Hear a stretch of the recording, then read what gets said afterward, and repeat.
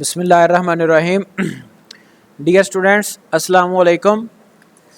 Object oriented programming में आज हमारा टॉपिक है एक्सेप्शन हैंडलिंग।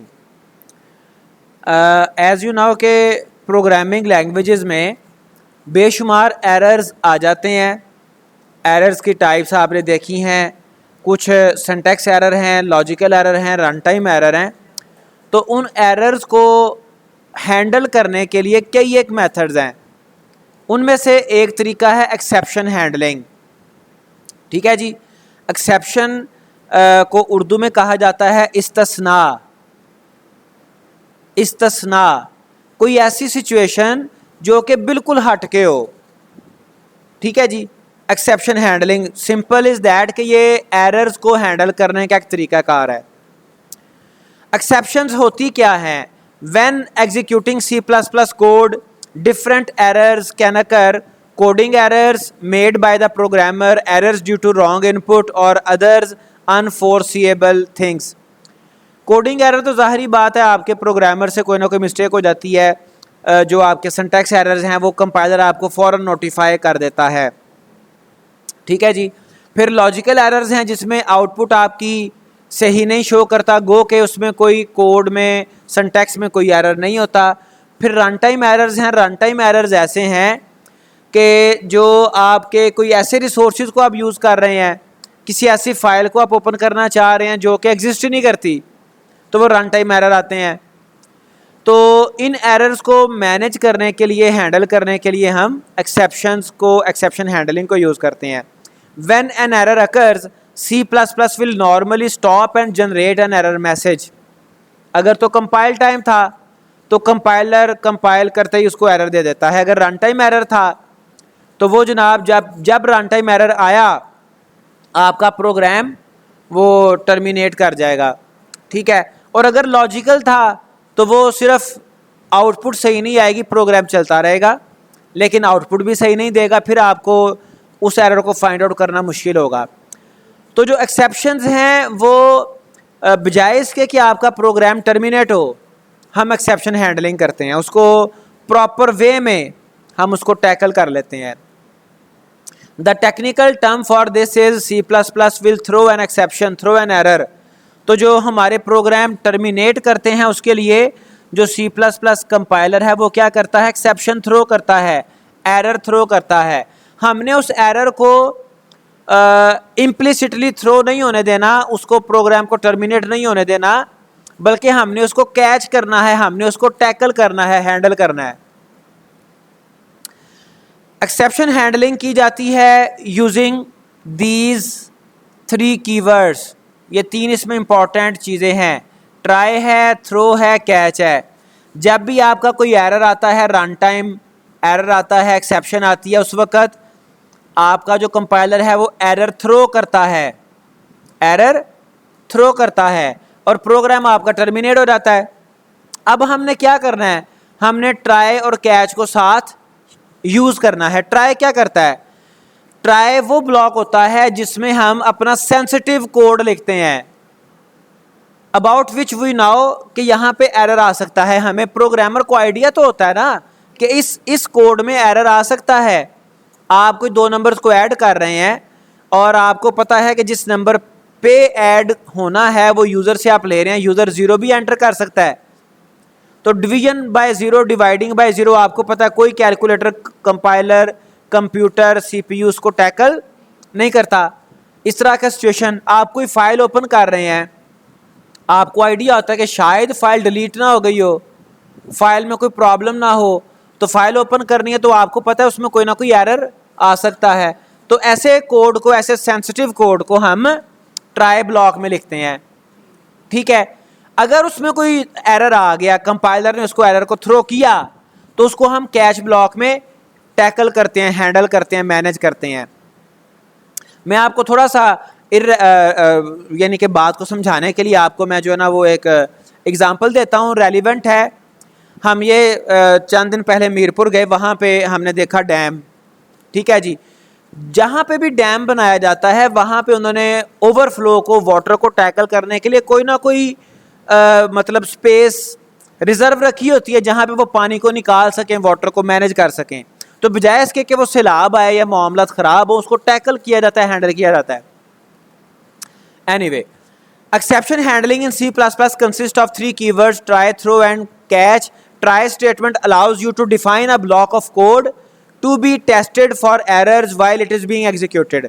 ये आपको ऐसा ब्लॉक ऑफ कोड बनाना आपको अलाउ करता है कि जो टेस्ट करता है कि उसमें एरर तो नहीं है।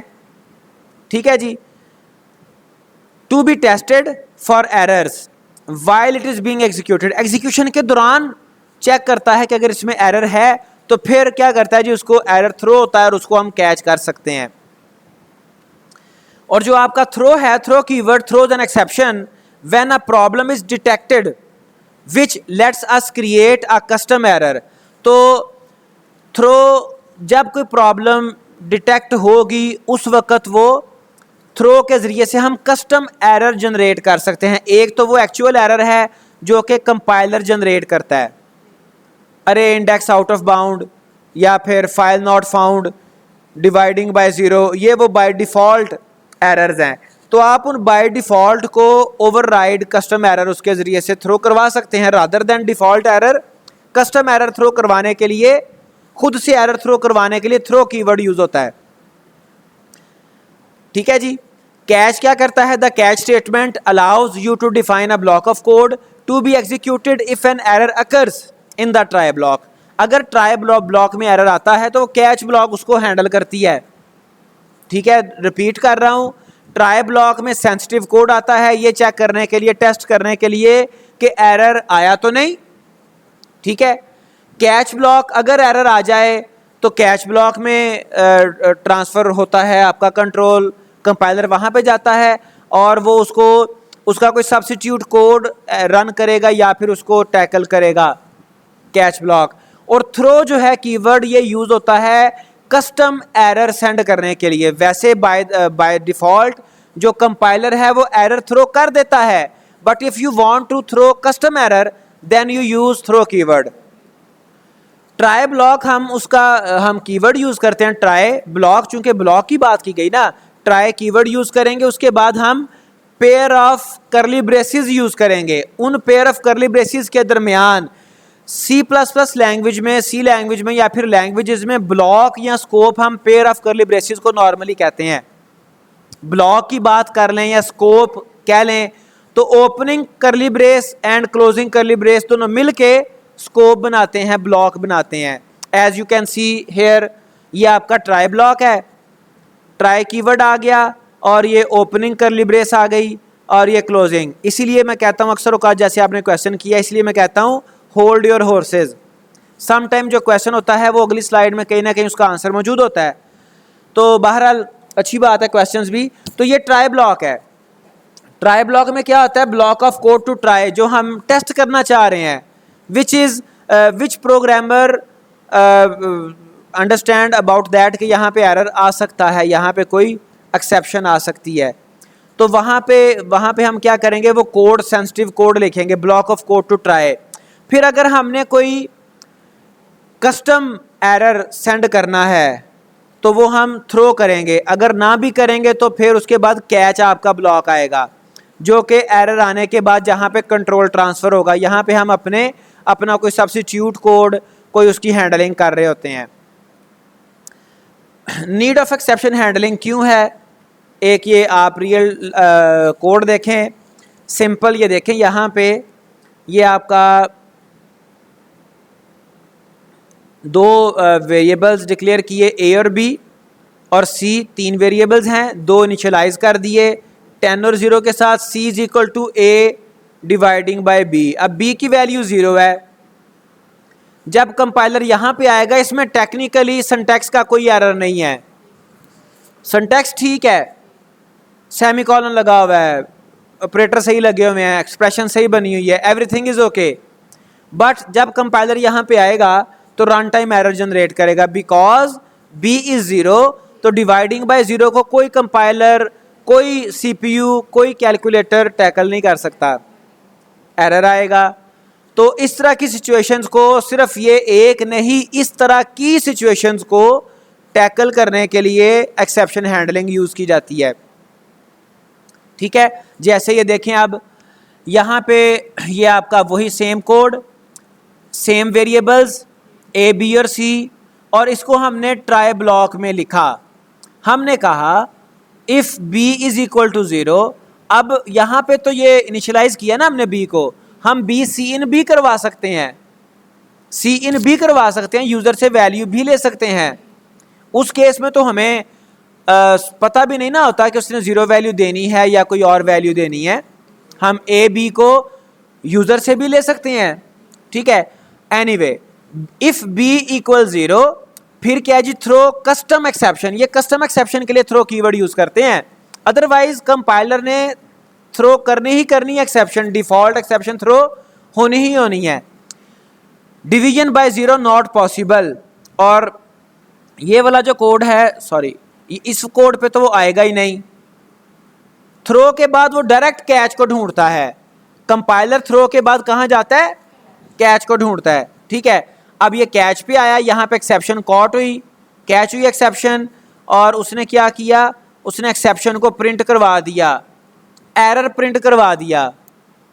डिवीजन वाले कोड पे वो गया ही नहीं जिसने एरर देना था, जिसने एरर देना था उस पे गया ही नहीं, ठीक है।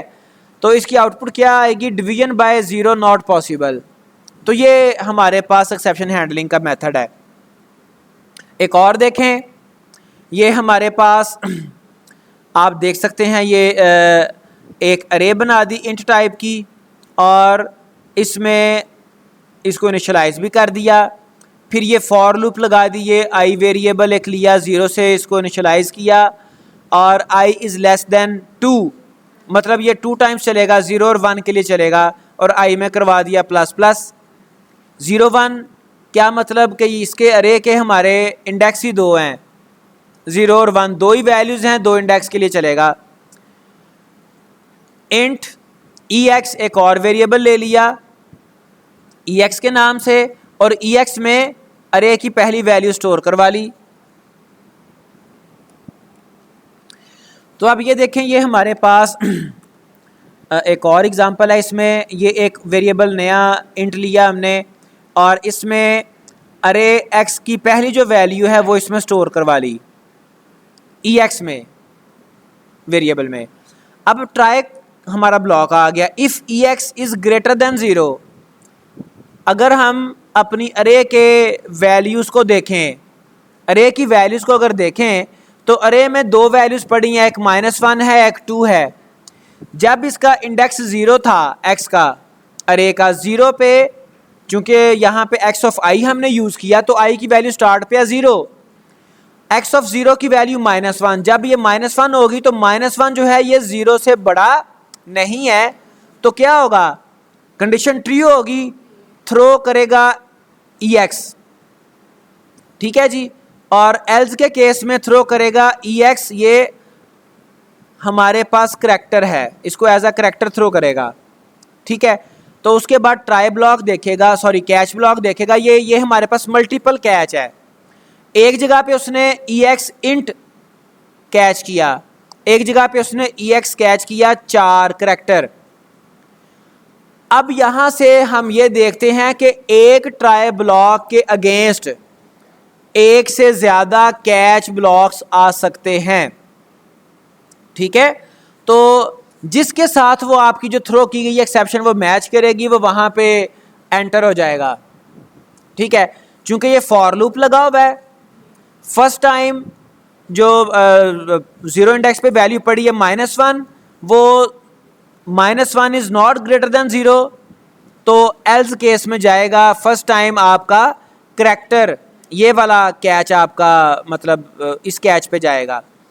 जब अरे का दूसरी टर्न आएगी, दूसरी आइट्रेशन, वहाँ पे फॉर की दूसरी आइट्रेशन में वहाँ पे आपकी जो अरे की वैल्यू यूज़ होगी 2, अब 2 0 से बड़ा है, तो फिर ये फर्स्ट कैच पे ट्रांसफ़र होगा कंट्रोल, ठीक है जी। तो आउटपुट आएगी इंटीजर एक्सप्रेशन, करैक्टर एक्सप्रेशन। तो ये आपका एक और program. Now the next is exception handling by tries में generalized catch block. Next is generalized catch block. एक तो ये है कि हम कोई एक्सेप्शन थ्रो करें, ठीक है, और उसको कैच ब्लॉक कैच करे। फिर एक है generalized catch block. To catch any uncaught errors और एक्सेप्शन। अगर हमें आइडिया नहीं है कि कौन सी एक्सेप्शन आ सकती है, कौन सा एरर आ सकता है, तो फिर हम जनरलाइज्ड कैच ब्लॉक यूज करते हैं, ये वाली। ठीक है जी, कैच लिखेंगे, उसमें हम कुछ भी नहीं लिखेंगे, 3 डॉट लगा देंगे। This block takes care of all type of exceptions which could be occur, कोई भी। जैसे ये देखें, ये वो सेम प्रोग्राम है, हमने यहाँ पे थ्रो किया, एक्सेप्शन थ्रो की, ठीक है जी, और यहाँ पे हमने सिंपल कैच लगा दी। इनमें से कोई एक्सेप्शन थ्रो हो या इसके अलावा कोई एक्सेप्शन आ जाए जिसका हमें आइडिया ना हो, हमें पता ही ना हो, वो उसको भी कैच कर लेगा। ये जनरल जो है ना वो कैच ब्लॉक है। तो इसकी आउटपुट भी आ जाएगी जनरल, स्पेशल एक्सेप्शन। और एक्सेप्शन की डिफरेंट टाइप्स हैं। स्टैंडर्ड एक्सेप्शंस इन C++, 2-3 ये इसमें देखें आप। पहली कैटेगरी है मेन रन टाइम एरर्स, ठीक है जी। फिर आपके लॉजिकल एरर्स हैं, फिर आपके ये bad allocation, bad cast, bad type ID, bad exception. और रन टाइम एरर में ओवरफ्लो है, अंडरफ्लो है।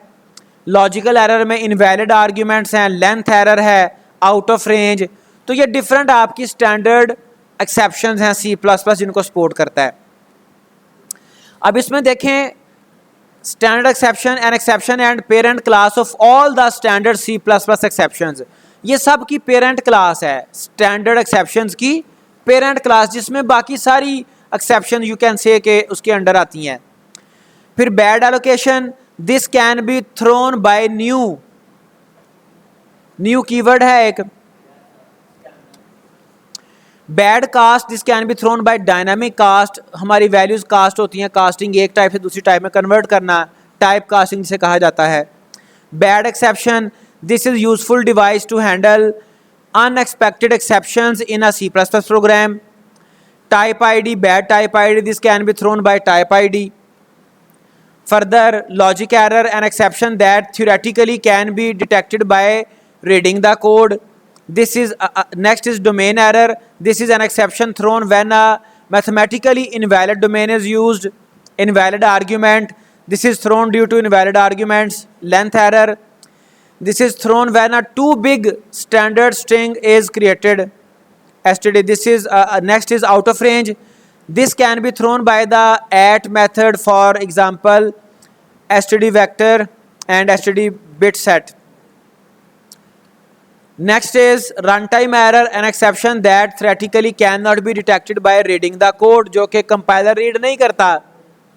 Overflow error, this is thrown if a mathematical overflow occurs. Overflow से क्या मुराद है आपका? कोई आपकी फॉर एग्जांपल आपने अरे बनाई है 10 साइज की, वो उसके बियॉन्ड चली जाए। इस तरह के वेरिएबल आपने बनाया, उसकी लिमिट से बियॉन्ड आपकी वैल्यू आ जाए। Range error, this is occurred when you try to store a value which is out of range. Underflow error, this is throw if a mathematical underflow occurs. Underflow overflow दोनों आपस में opposite हैं। तो ये different standard आपकी exceptions हैं। और exception handling, try catch block, इससे रिलेटेड भी आपके इंपॉर्टेंट टॉपिक है। ओके बेटा, अल्लाह हाफिज़।